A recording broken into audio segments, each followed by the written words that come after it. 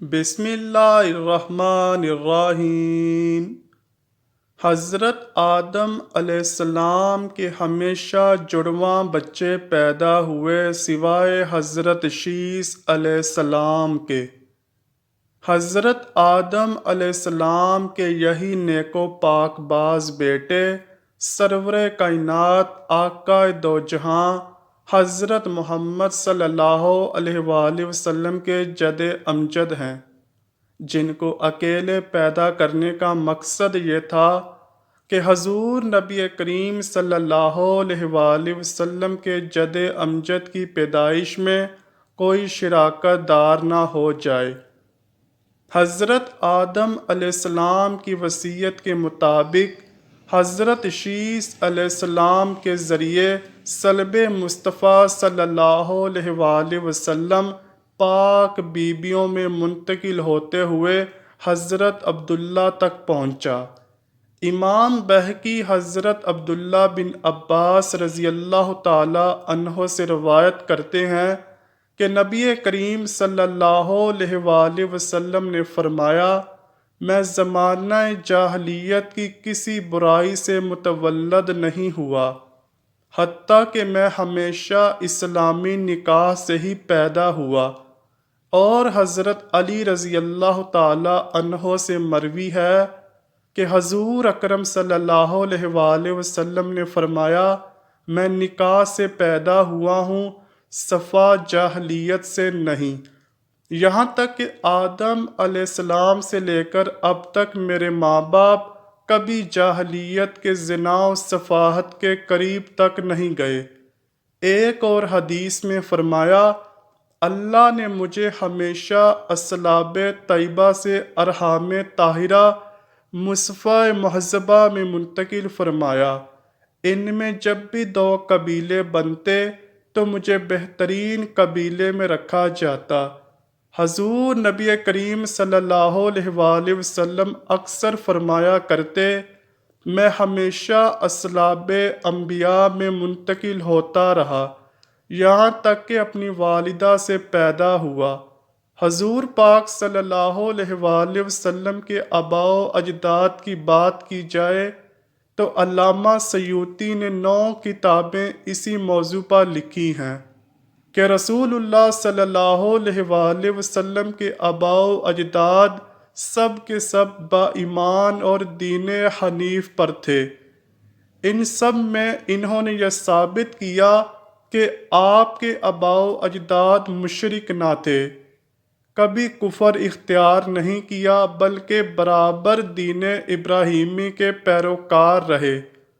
حضور پاک صلی اللہ علیہ وآلہ وسلم کی حدیث مبارکہ ہے کہ اللہ پاک نے حضرت اسماعیل کی اولاد میں سے کنعانہ کو برگزیدہ بنایا، اور کنعانہ سے قریش کو، اور قریش سے بنی ہاشم، اور بنی ہاشم میں مجھ کو برگزیدہ فرمایا۔ روایت ہے کہ نبی کریم صلی اللہ علیہ وآلہ وسلم کے والد حضرت عبداللہ بے حد حسین و جمیل تھے۔ ان کے حسن کا چرچا پورے عرب میں مشہور تھا۔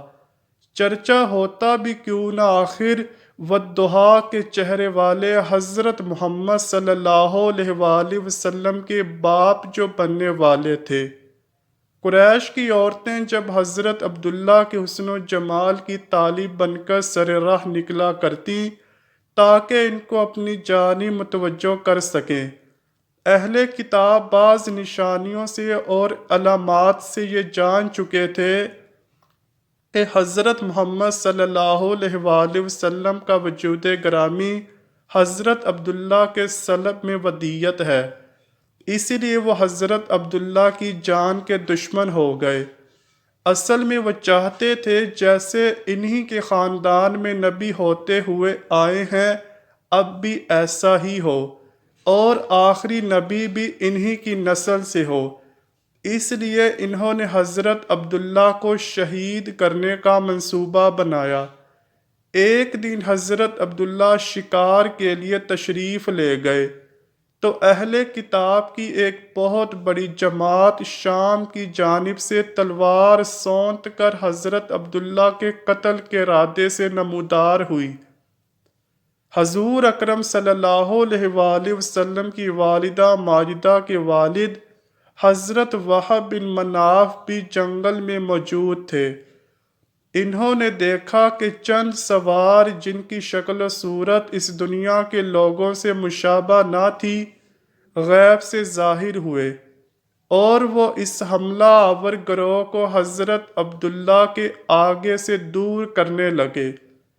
وہب بن مناف نے گھر آ کر اپنے گھر والوں سے کہا کہ میں چاہتا ہوں کہ اپنی بیٹی آمنہ کا نکاح حضرت عبداللہ بن عبد المطلب سے کر دوں، اور پھر یہ بات اپنے دوستوں کے ذریعے حضرت عبد المطلب کی خدمت میں پہنچائی۔ حضرت عبد المطلب بھی یہی چاہتے تھے کہ عبداللہ کی شادی ہو جائے۔ اسی سلسلے میں وہ کسی ایسی عورت کی جستجو میں تھے جو شرف و حسب و نسب اور عفت میں ممتاز ہو۔ آمنہ بنت وہب میں یہ صفات موجود تھیں۔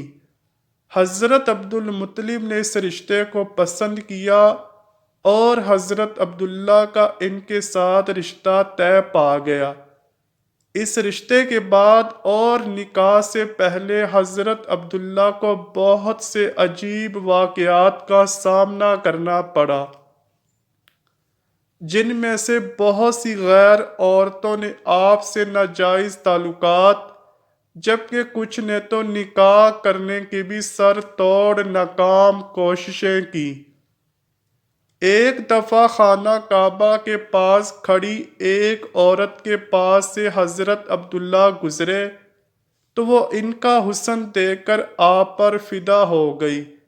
بنی اسد کی یہ عورت آپ کو ڈھونڈتے ڈھونڈتے آپ کے گھر پہنچی اور آپ سے کہنے لگی، میں آپ کو 100 اونٹ تحفے میں دوں گی اگر آپ مجھ سے نکاح کر لیں۔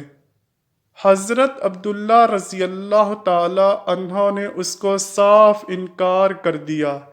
مکہ کی یہ خوبصورت عورت جو کاہنہ ہونے کے ساتھ ساتھ تورات اور انجیل کی عالمہ بھی تھی، جب حضرت عبد المطلب حضرت عبداللہ کو لے کر بغرض نکاح قبیلہ بنو زہرہ روانہ ہوئے تو راستے میں اس عورت یعنی فاطمہ شمیہ سے ملاقات ہوئی۔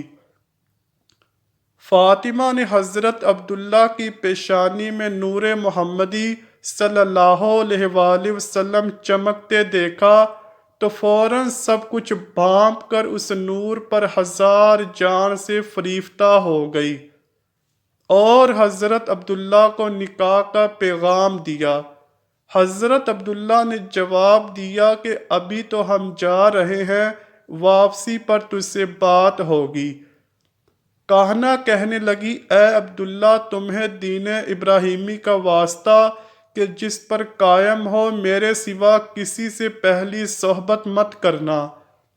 یہ کہ اس نے اپنے حسن کے جلووں اور جادو سے حضرت عبداللہ کو قابو کرنا چاہا، لیکن آپ اللہ کے حکم سے اس عورت کے چنگل سے پاک و طاہر نکل گئے۔ قبیلہ بنو زہرہ کے مرحوم سردار وہب کی بیٹی اور موجودہ سردار وہیب کی بھتیجی بی بی آمنہ کی اعلیٰ ترین سیرت و کردار کے چرچے زبان زد خاص و عام تھے۔ آپ رضی اللہ تعالی عنہ بھی حضرت عبداللہ کی مانند حسین سیرت و صورت کی مکمل اور بے مثل نمونہ تھیں۔ حضرت عبداللہ اپنے والد کے ہمراہ قبیلہ بنو زہرہ پہنچے۔